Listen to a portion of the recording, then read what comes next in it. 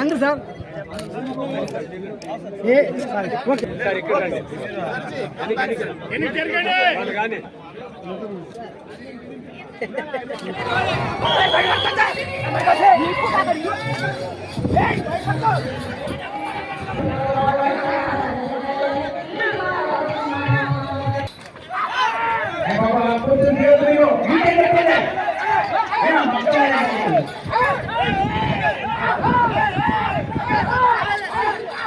राजा हुसैन गारू पापनदೊಡ್ಡಿ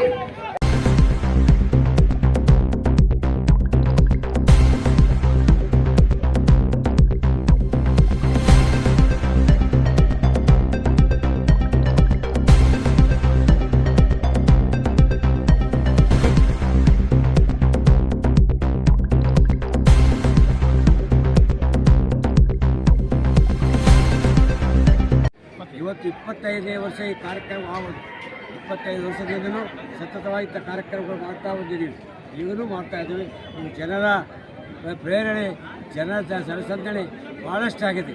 ಈಗೇನು ನಮ್ಮ ಶಾಸಕರು ಹೀಗಾಗಿದೆ ಖಾಲಿ ಅದ್ಭುತವಾದಂಥ ವಿಚಾರ ರಾಯಚೂರಿನಲ್ಲಿ ನಡೀತಾ ಇದೆ. ರಾಯಚೂರು ಯಾಕೆ ಮೈಸೂರು ಆಗಬಾರ್ದು, ಮೈಸೂರು ಒಂದೇ ಸಂಸ್ಕೃತ ಕಾರ್ಯಕ್ರಮ ಮಾಡಲಿಕ್ಕೆ ಹೆಸರುವಾಸಿ ಆಗಿದೆ. ಅದೇ ಥರ ರಾಯಚೂರು ಅಂಥ ಕಾರ್ಯಕ್ರಮಗಳು ಮಾಡೋ ಮುಖಾಂತರ ಹೆಸರುವಾಸಿ ಆಗಬೇಕು ಅನ್ನೋ ನಮ್ಮ ಶಾಸಕರ ಆಸೆ ಇದೆ. ಅದೇ ಥರ ನಾವು ಮಾಡಿ ತೋರಿಸಲಿಕ್ಕೆ ಬಹಳ ತೊಟ್ಟಿದ್ವಿ. ಆ ಥರ ಆಗ್ತದೆ ಅಂತ ನಮ್ಮ ಆಸೆ. ತಾಪಿ ಜನರ ಏನು ಎತ್ತುಗಳನ್ನು ಎಳೆಯುವಂಥ ಸ್ಪರ್ಧೆ, ಕಲ್ಲಿನ ಭಾರ ಎಳೆಯುವಂಥ ಸ್ಪರ್ಧೆ ಬಹುಶಃ ಕರ್ನಾಟಕದಲ್ಲಿ ಎಲ್ಲಿಯೂ ಆಗಂಗಿಲ್ಲ. ಅದು ರಾಯಚೂರಿನಲ್ಲಿ ಸಮಸ್ತ ಕರ್ನಾಟಕದ ಜನತೆಗೆ ತೋರಿಸುವಂಥ ಕೆಲಸ ನಮ್ಮ ಮುನ್ನೂರು ಕಾಪು ಸಮಾಜದ ಅಧ್ಯಕ್ಷರಂಥ ಪಾಪರೆಡ್ಡಿ ದೊಡ್ಡಪ್ಪನವರು ಮತ್ತು ಬೆಲ್ಲಂ ದೊಡ್ಡಪ್ಪನವರು ಮಾಡ್ತಾ ಇದ್ದಾರೆ. ನಾನು ಸರ್ಕಾರಕ್ಕೆ ವಿನಂತಿ ಮಾಡೋದು, ಇಂಥ ಗ್ರಾಮೀಣ ಸೊಗಡು ಮತ್ತು ಗ್ರಾಮೀಣ ಕಲೆಗಳು, ಗ್ರಾಮೀಣ ಸ್ಪರ್ಧೆಗಳನ್ನು ಪರಿಚಯಿಸುವಂಥ ಕಾರ್ಯ ನಮ್ಮ ಪಾಪರೆಡ್ಡಿಯವರು ಮತ್ತು ಆ ಸಮಾಜದವರು ಮಾಡ್ತಾ ಇದ್ದಾರೆ.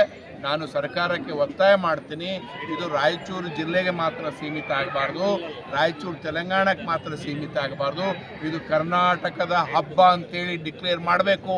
ಈಗಾಗಲೇ 25 ವರ್ಷದಿಂದ ನಡ್ಕೊಂಡು ಬರ್ತಾ ಇದೆ.